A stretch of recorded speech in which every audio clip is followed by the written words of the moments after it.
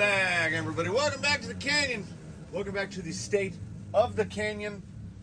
This one is important, and I'm gonna know if something is afoot, because I mentioned earlier in an earlier episode, it might have been last week, it might have been the week before, where I had mentioned today I'm going to talk about how someone goes home with Ratchet, with the build that I built. Right, not the assembly, the rig that I built, scratch built gearbox, scratch built chassis, all that stuff. We're going to talk about that in a minute. During the past week, despite the overwhelming heat, I feel like I was staying ahead on content. So we've already got videos slated for Saturday, Sunday, and Monday. I have been trying to be, moderated. Trying to keep it moderated. So the tires from folks have already started coming in. I have started my method of removal, the heat gun with Bob Smith Industries debonder. I have done, I think, 9, meaning I have 21 tires to go currently. I'm assuming that I will receive more. This is on the trades where I send people stuff and they send me stuff. So if you want to talk about a good problem to have, having too many tires is great. I'm going to have a couple sets of 1.9 Canyon Trails, 2.2 Canyon Trails. I got Ripsaws. Ironsides is just, that set that you just saw, he's getting those Ripsaws because the inner sidewall on all of his tires is basically ripping.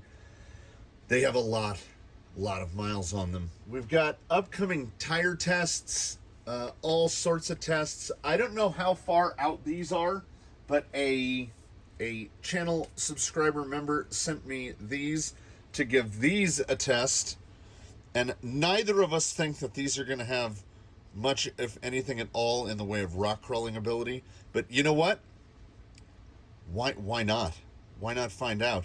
And then I got to the problem of, I was like, we need to test those tracks, because I want to see what happens. I mean, I know tracks are dirt and mud, sand. That's what they do. That's why they're on tanks. You don't tend to see them on things that have to do stuff like this. And then I realized I can't test these. I've got, of the rigs here that have TRX4 axles, pretty much, aside from Ironsides, which would require everything taken off to get them just to fit, everybody's overdrive or underdrive of some degree, up to 30% underdrive. And something tells me, I'm not a scientist of it, but something tells me that if you have your rear tracks turning 30% slower than your front tracks, baby, you're not going anywhere. Front tires have the ability to drag rear tires, but I don't think front tracks will have the ability to drag rear tracks. In the background, there will be background testing going on when working on bodies. I went to one of my favorite places in the world, the Daiso, the Japanese dollar store. They've got alcohol markers, which it is my impression is exactly the same as the marker I can't find. Is he exactly the same as one of these bitty design line markers, which you used to do around windows and stuff? This is like a $10 marker, and this was 2 for $1.75. So I'm not even out of the package, but I am super hopeful, because if we can find a solution, and alcohol markers have that thing where if you leave it, you draw a line, you set the pen down, and then you've got to like do the pen wipe trick to get it to start writing again, because the tip dries out so fast. So I would rather not mess with $10 pens all the time. And the same thing comes with when I adhere electronics down. I don't buy servo tape. I don't use 3M tape because it's a bear to get off. I have gone to using, I use Gorilla clear mounting tape for all electronics, receiver boxes, speed control switches, everything. And I am going to give a try to, Daiso makes a version. It's a little skinnier, but super strong acrylic foam double-sided tape. It looks like the same stuff, and while I was buying the Gorilla tape to replace the roll that just got finished, in a completely other aisle, they are not stored together for whatever reason. Scotch makes the same thing. What I thought was the same thing when I first looked at it, I think you can discern. The Scotch roll is just a little smaller, right? And they're both 60-inch, which means the Scotch is thinner. They both claim 15 pounds. They're the same length of roll. We will be, that is not quick viewing. We will be long-term testing those in the background because I go through 4-inch zip ties and double-sided tape faster than anyone has any right to, because sometimes electronics will go in and be in for a wheeling session and then stuff comes out again. So sometimes tape is in there for minutes. And that's how I've killed my week. Working on the stuff for the upcoming videos. Wrenching, debonding tires. I come out, I do 2, 3, 4 at a time. I might have found at least a small hack to that improved my method. And for those of you that haven't seen my method, you take your glued tire. This is my next set that's getting removed. Well, you can tell these got run.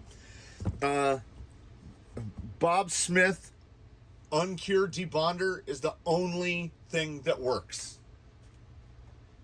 I bought a can of Goof Off super glue remover at the local Lowe's just to try it. Like, I've already got, like, this is my full bottle. I have another bottle on the way because I'm going to need it. You can probably get about, I would say 18, 20 tires out of a bottle. I tend to use probably a little more than I should because sometimes you can get them off super clean. That's about the level of glue residue that I'm okay with. What I have gone to now, and now I'm going to make a big old mess. Okay, I got something to clean it up with. I'm going to make a big old mess. So this is a canyon trail that I just pulled out of a bucket of absolutely disgusting water. Because what I do is I heat the tire up. I use a heat gun, and I hold them. I even bought new welding gloves just for the fire because my other welding gloves have welding residue over them, and they make the tires all gross.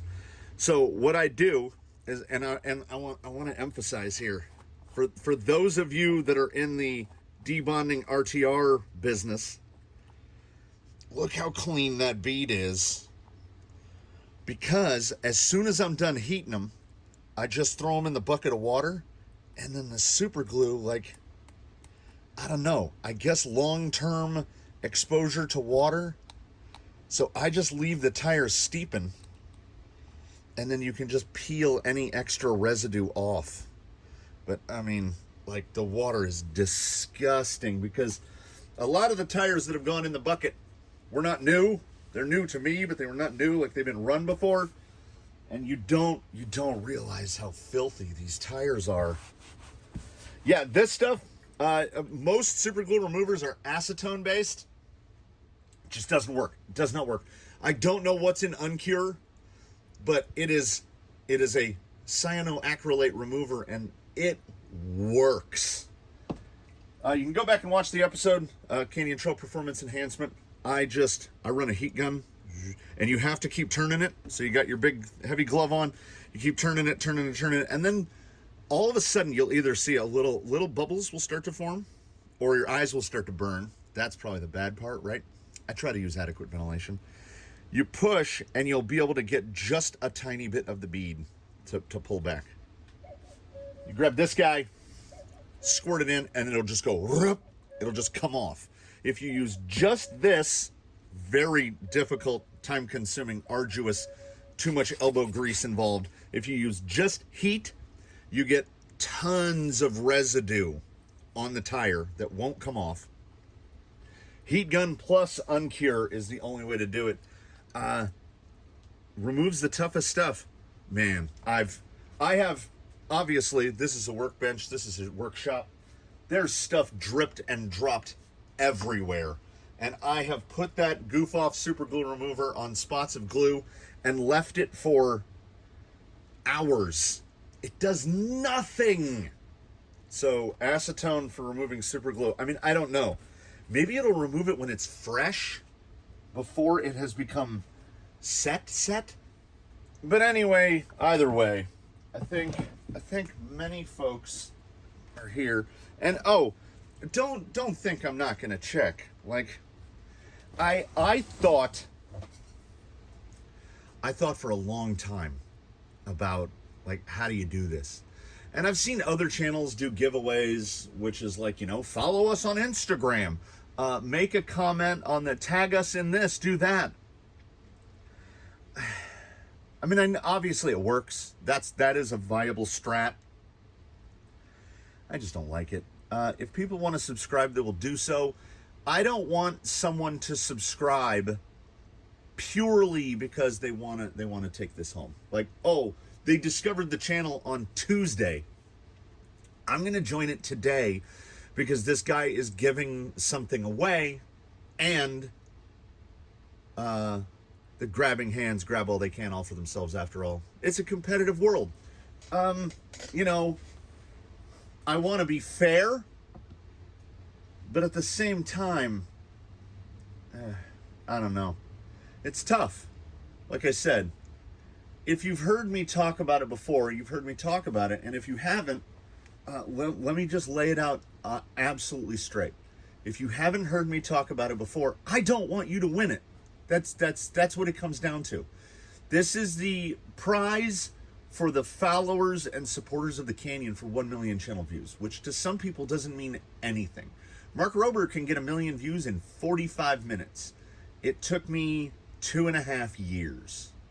So this is the representation of 2.5 years of work. What was it as of yesterday? 666 videos as of yesterday. So I want somebody to get it. And I know saying deserves it what does that mean? I don't know if it gets more subjective than that. So let me tell you how this is going to work. Let me tell you how this is going to work in my head now, and we'll see if it works. This is a can of Tamiya metallic green, and every Tamiya can has a code number. This one is 17. Right? And those eagle-eyed among you, those who have that thing, pattern recognition? Like when they cut down a tree in the neighborhood, and you've never really paid attention to that tree, you just know something's gone because your brain is filled out of pattern. For those of you that I want to win this, you've seen this layout before. And when something changes, you might notice something was either taken away or something was added. So you may have noticed over the past month, starting on July 1st, like some days there might be something like this. A can would be sitting there like that. Or maybe there'd be a number over here. What it comes down to is numbers. Every video during the month of July has had a number in it. It's had a number in it. Everyone. I kept a little Apple Notes over in the bottom corner where I have the number for every day. The videos that we'll be uploading for the final days of the month, the 29th, 30th, and 31st, they've already got numbers in them. They already have their numbers. Every video had and here's where it's going to get tricky. Every video had at least one number in it. Sometimes I would forget to put the number away from the last video that I filmed. So that video might have 2 numbers in it. They're mostly whole numbers, but every video has a number. Add the numbers together. You will get a number. If you send me an email, or you can message me on Instagram, either one. If you contact me with the number that matches my number, then congratulations, you've won. And we will begin accepting on August 1st. August 1st. If I get an email before that, obviously it's going to be wrong because you haven't gotten, there's no possible way you could have gotten all the numbers. Every number will appear in a video for an indeterminate amount of time, but no less than about 30 or 40 seconds. And will be basically out in the open.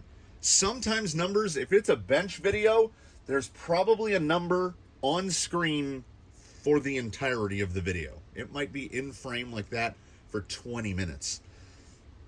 And why I point this out is I mean, there's today's number right there. It's 17. I'll give you a bunch of freebies, okay? Every Wednesday is numbered. There's your number. You just look at the thumbnail. You don't even have to watch those videos. You don't even have to. Now, if you're the person that hasn't seen those videos, I really don't want you to win.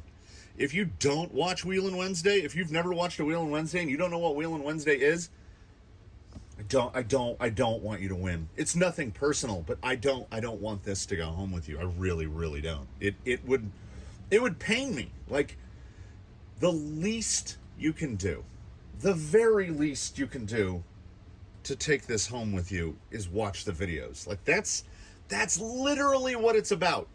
And here's my hope. My hope is that the view counts over the final 3 days of the month at least go up a little, because a couple of people have to go back and watch some videos because they weren't paying attention to that, or they listened to them in a podcast fashion, which is what I think a lot of people do. Now, there's also the sword of a lot of people watch this on mobile, and that's probably pretty small. I don't know. I don't know any other way. I'm sorry. I didn't want to do, you have to subscribe here. Well, I mean, you do. If you're not subscribed to the channel, then just don't. If you're going to go through the work to watch the videos and can't bother to push the subscribe button, then what am I even doing? What am I even doing? I don't know. I'm spiraling is what's going on. So I have talked more. I've talked plenty long enough. Here's the man himself. He's very loud. Makes a ton of noise. Hear those rear tires from that 25% underdrive. And to allay the fears of anyone, of the person who eventually takes this home, I noticed that Minas Racing, these axles went out of stock shortly after I ordered them, and now your delivery is something like mid to late August, because they probably have to come straight from China. I'm assuming they will restock. We will be able to find these again. Like, when I ordered them, I would have just ordered the all black axles so that they have the all black pieces, but that wasn't a thing. They only had the black and red. What they did have is full bag of, it's all the hardware. So you've got rear axle shafts, front universals, all the portal gears, stub axles, everything. That will be in the box with ratchet. So even if you manage to break something, I mean, you're at least set. I'm banking on the idea that you can't break anything in the gearbox, because the gearbox was built like I was building a tank. So that should be fine. I think everything should be good. So for the wheeling portion, we always get a little wheeling in on the weekly update, and we're going to go do that. We're going to take this boy outside. We're going to cruise around a little bit. I'll talk a little bit more, and then you know what? I'm calling it a day. This is the sum total of my work day for Friday. No cleaning, no wrenching, no rebuilding, no tire debonding, no painting. We're going to go inside, and we're going to sit, and we're going to enjoy the fact that it's not 112 inside the house. And before that, you know, it's barely 7 o'clock in the morning. The guy on my wrist says that it's 75 degrees, which means it's probably 81 or 82. And I'm over it. So we're going to take this guy out. He'll get another wheel or two before he goes to his future forever, hopefully his forever home. There's his door markings for the people who didn't see it last time. And if you didn't see it last time, I don't want you to win. It's absolutely nothing personal. Nope, that's not true. That's a thing that people say. It's everything personal. If you haven't watched the videos, I don't want you to win this. The further we go into the process, the more it fills me with, like, not regret, but like doubt. That's the word. Doubt. I'd like to blame my life and experiences for my continual need to what I feel is defend myself. I don't want to sound like I'm being cheap or miserly. I mean, I built the thing with the intention of giving it away. And that's what's going to happen. But I think anyone who makes things, some part of you have a hope. You know, I guess that it's not going to go live on a farm, you know. And you know what they mean when they say that. That it's going to go someplace, I don't want to say deserving, but deserving? I want this to go to someone who will appreciate it. And I have very little in the way of control over that. I acknowledge that. So someone is going to have to watch at least 31 videos. And if they don't watch this one, I'm not going to talk about it again. And this is it. This is where it got talked about. If anybody posts a question in the comments asking about it, I'm not going to answer that.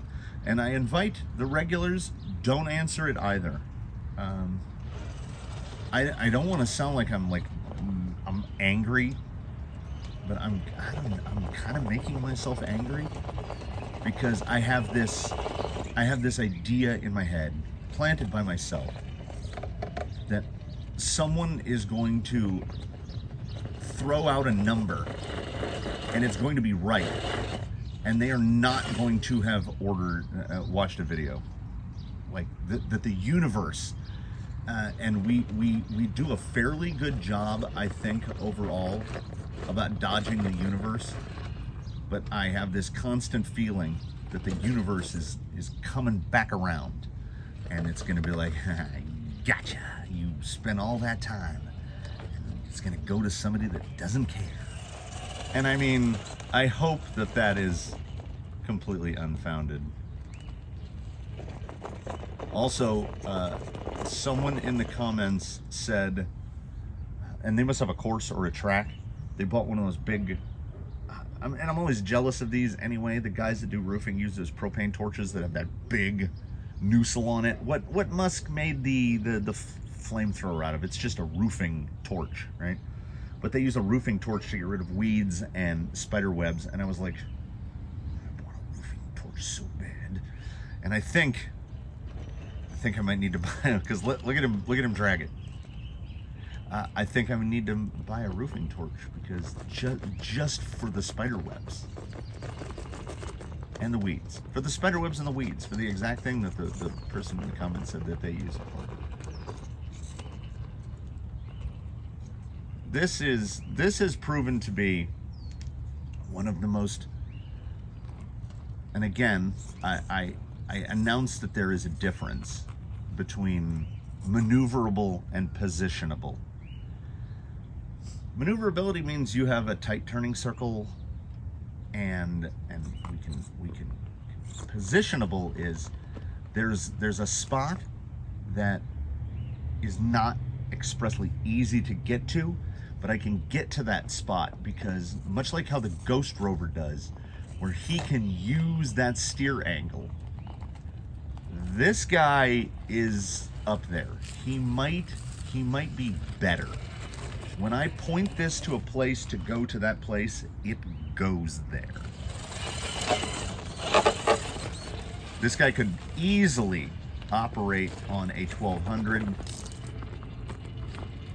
but the 1800 feels absolutely perfect. Fusion SE. And I started off as and remain a big proponent of the Fusion Pro. But the Fusion SE is so good. And I have mostly rigs with, I have 3 Pros, and we must be up to like, I don't know, 8 SEs, including this one. The SE it's so good. The SE 1200 is so good. I like the 1200 better than the 1800 because it just, the low speed control it's almost up there with the Pro. You can feel, well, I can feel a little roughness to the 1800. I think most people would grab the 1800 and be like, this is fine. You have to drive far too many vehicles too close together. I was just doing this a couple days ago where you grab a 2250 kV Outrunner fitted vehicle and the vehicle that you're driving right next to it is brushed. And the trigger feel is so different. Steering feel is different on every rig. There's a lot of torque in that servo. This is a servo that really sings on 4S, but it's still, this is why, and I get asked in the comments regularly, what's the go-to, what's the favorite servo? It remains the Flash Hobby M60 BHW. I'm buying the magnetic potentiometer version now. Spend that extra $4 or $5 because pretty much every AG FRC servo is magnetically centered. That's why they cost more. And you should never get the jitter. You shouldn't, because the magnetic pots don't have physically moving parts. So I have no idea what I'm going to build to replace this. It's going to have to be something similar-ish. That is so steep right there.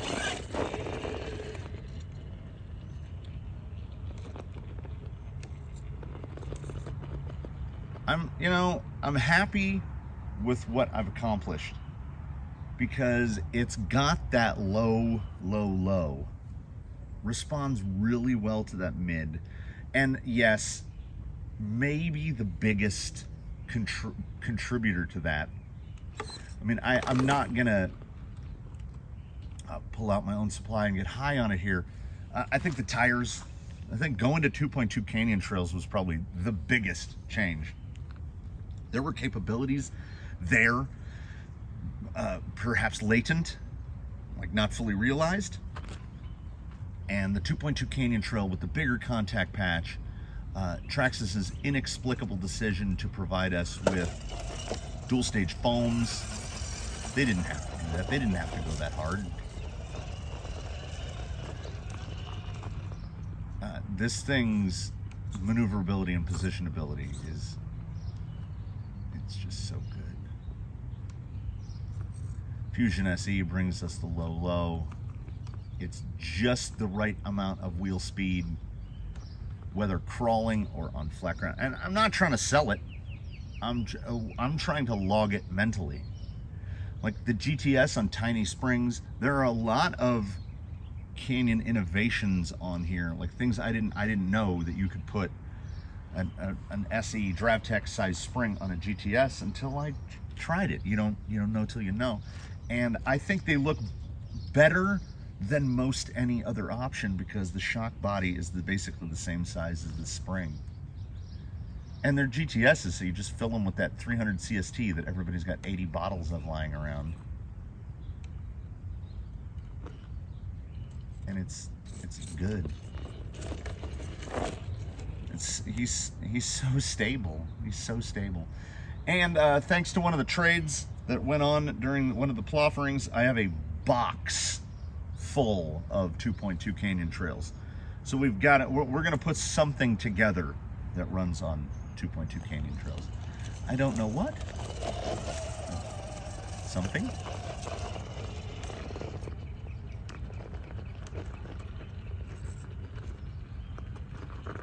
Just all day I could.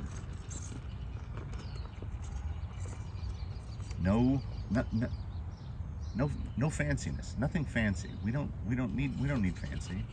No dig. We need 2 channels. We need steering, and we need the make it go button. And we need some rocks to climb up. We've got those here.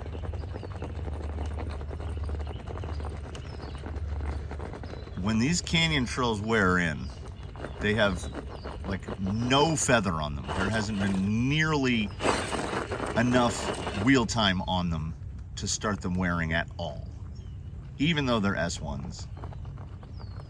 When they get that little bit of feather on them,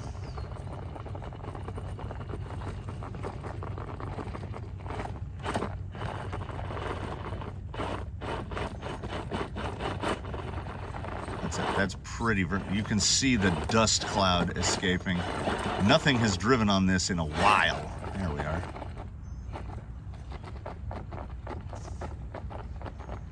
These tires are trying so hard to grab anything. I'm gonna have to go. I'm gonna have to try to maneuver that rear tire around. That was like that right there. I got a little too peppery. We shot forward, we dropped back, but no tumbly, no rolly. Go real fusion low. There we go. See if that passenger front can manage to drag itself up.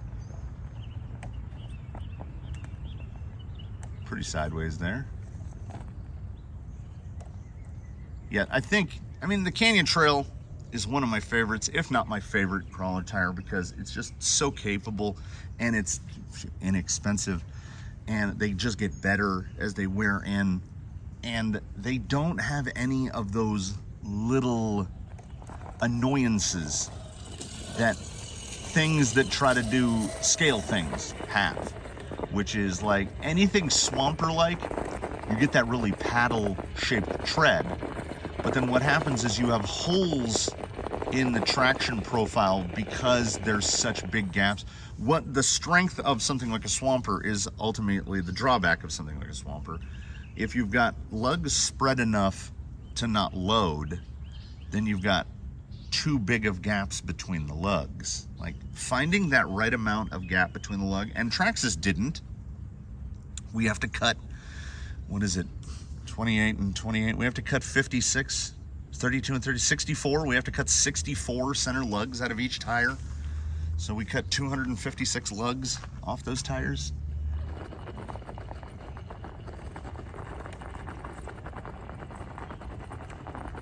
But like, we get lug noise, right? You can all hear it. Well, now we're just gonna drive away. There it is. I'm gonna try to stay in it. Listen to how uniform the lug noise is. So the spot that I'm in right now to generate this lug noise is right in between the wheel speed I need. Do I need to go slower? Or do I need to go faster? Like how much faster are we talking? Just that little bit. Just a little enough just to pull that rear end up and over. What a great thing. I will miss it. Will I go as in-depth on whatever I build next? Come on, who are we fooling? Probably. Figure out how to do this gearbox again. But I think we're gonna go even weirder. We're gonna get weird on the next one.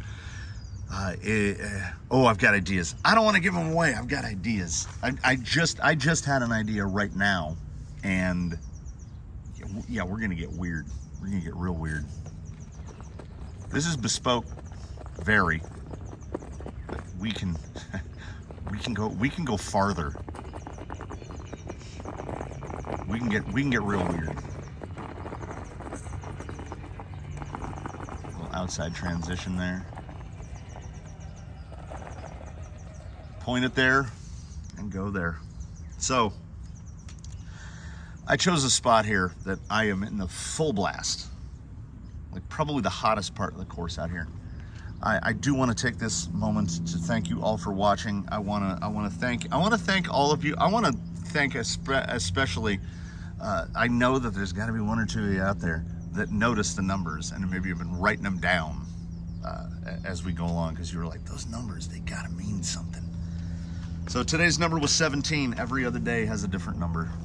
Some number, and I'm not gonna say any more about it. If you want it, you'll figure it out.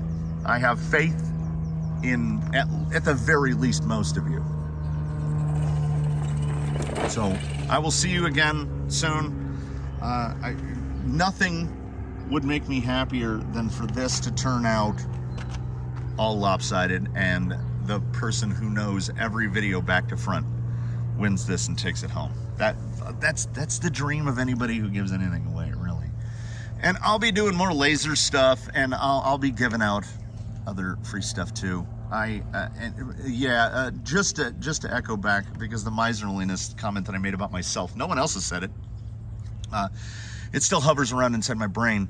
And in the past 3 weeks, I have spent more on USPS shipping labels. I could have bought another Enduro SE. So I don't know what I'm doing. I honestly, at this point, I don't know if I've ever known what I'm doing, but at this point, I really don't know what I'm doing. I am thanking you all for watching. I invite you to comment below. Subscribe if you haven't. It helps something, an algorithm or something.